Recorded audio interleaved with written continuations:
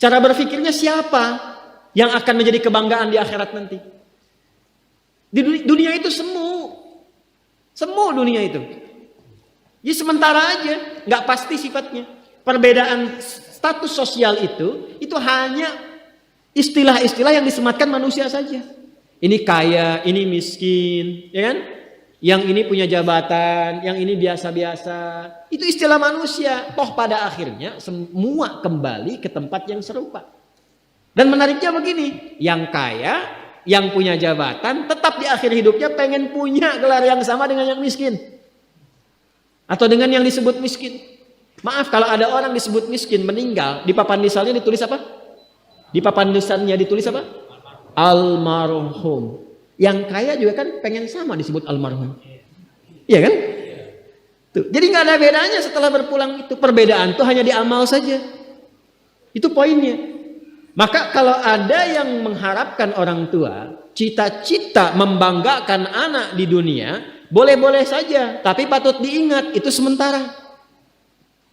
Anda silahkan sekarang sekolahkan setinggi-tingginya. S1, S2, S3, S4, kerupuk 3, silahkan. Mau dalam negeri, luar negeri, mau di Nagreg, mau di California, mau di Chicago, di Chicago, di Singaparna, Singapura, silahkan. Itu pilihan. Tapi saya cuma mau katakan begini, itu sementara. Dan persaingannya tidak istimewa. Karena jangan pun Anda yang beriman, yang belum beriman pun bisa melakukan itu. Apa yang dikira yang hebat matematika itu anak Anda saja. Anak orang lain pun bisa. Halo? Apa Anda kira yang jago fisika itu anak Anda saja yang beriman? Yang belum beriman pun bisa. Ya. Jadi perlombaannya itu rata semua. Dan gak ada yang istimewa. Kadang-kadang bingung ya, kenapa sih yang di dunia itu terlalu diistimewakan gitu? Mengistimewakan yang hilang itu gak ada kerjaan. Mengagungkan yang hancur, yang sifatnya fana, rasanya biasa. Apa yang mau dibanggakan sih?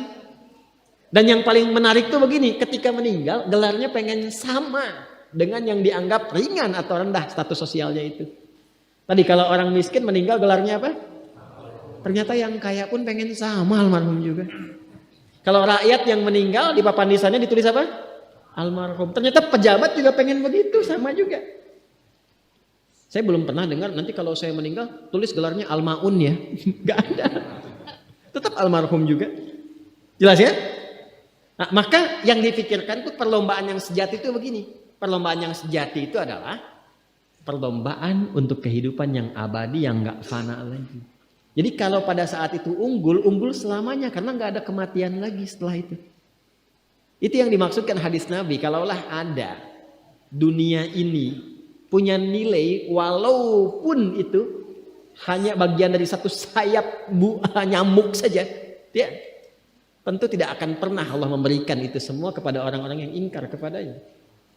Ya. Karena kalau diberikan nggak adil di situ.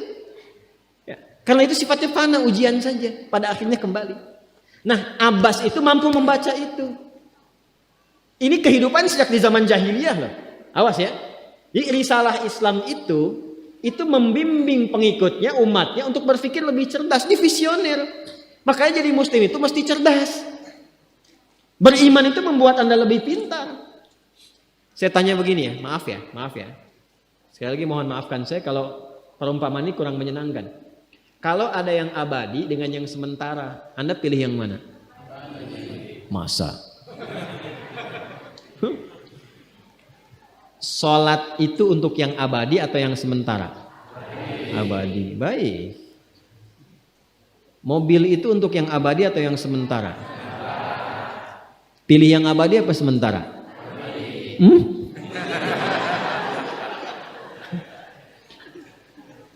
Di Kiai itu ada mobil Innova tuh. Siapa yang besok memilih tidak sholat subuh? Pilihannya pilih Innova atau pilih sholat subuh? Yakin? Kalau saya pilih Innova dipakai untuk mengantarkan sholat subuh. Nah, itu lebih bagus. Ya. Jangan dipotong sampai situ ya. Ya bisa aja kita pilih Avanza, bisa pilih Ferrari, bisa pilih Pajero ya. Awas yang punya pabrik Innova, Anda potong, royalti kena. Paham? Abbas itu begitu. Anak saya mesti dipanggil di akhirat dan semua penduduk langit dan bumi menyimak itu semua. Diviralkannya di akhirat. Viral dunia itu sementara, internetnya diputus gak viral lagi. Kadang-kadang yang viral kemarin kan sekarang gak ada lagi, ya kan? Yang viral tahun lalu sekarang sudah gak ada, ya kan? Jadi belum selesai kehidupan sudah hilang juga viralnya. Akhirat itu selamanya. Dan biasanya begini, kalau orang-orang yang diviralkan oleh Allah atas kehendak Allah itu abadi melintasi setiap masa. Jadi ada yang viral karena berita, ada yang viral karena doa dan kehendak Allah Subhanahu wa taala. Itu yang diviralkan langsung atas kehendak Allah itu melampaui zamannya. Makanya kisah ini pun bertahan sampai sekarang. Nah, Abbas itu berpikir, saya boleh sekarang jadi pebisnis pedagang, tapi anak saya mesti menguasai apapun yang pernah diajarkan oleh Nabi. Maka anak kecil ini sejak dini mengikuti Nabi. Sejak dini lekat dengan Nabi. Maka ketika Nabi tidur pun itu ikut berkunjung karena keluarganya. Nah, inilah yang didapatkan oleh kita hadis tentang bangun tidur. Jadi hadis tentang bangun tidur itu diriwayatkan oleh anak kecil yang umurnya belum genap balik. Main-main ke rumah Rasulullah, ke rumah bibinya Sayyidah Maimunah, ingin tahu bagaimana cara bangun malamnya Nabi. Itu diikutin sampai dilihat gimana bangunnya. Duduk dulu, kata beliau duduk dulu. Kemudian mengusap dengan bagian tangan yang diduga bersih untuk menghilangkan bekas ngantuknya. Setelah itu membaca khawatimah surah Ali Imran. Kemudian thumma dhahaba ila syanin mu'allaqah, ke tempat tertutup, fatawadda, itu kan? Nah, itu ada semua rangkaiannya, itu ditemukan nanti di hadis riwayat Abu Daud, di Sunan Abu Daud. Nomor hadis 1367. Itu hadis tentang bangun tidur, ya, cara bangun tidur sampai sholat malam. Masih ingat teman-teman kalau kita bermakmum begini dan ada imam satu dan sudah pasti satu imam, ya kan? Makmum berapa? Satu boleh? Boleh. Dua boleh? Tiga boleh? Empat boleh? Jadi imam berapa? Makmum? Empat. Laki-laki imam makmum? Imam, baik, bagus ya. Nah, dan imam kan laki-laki. Kalau perempuan imam untuk perempuan kan? Laki-laki untuk perempuan dan untuk laki-laki. Fokus ini. Kalau satu begini, satu laki-laki, kemudian di belakang laki-laki. Ini kan posisinya boleh sejajar kan? Ya kan? Yang imam ini, makmum ini kan? Tadinya di belakang, tarik begini sejajar. Ini yang meriwayatkan anak kecil yang belum balik itu.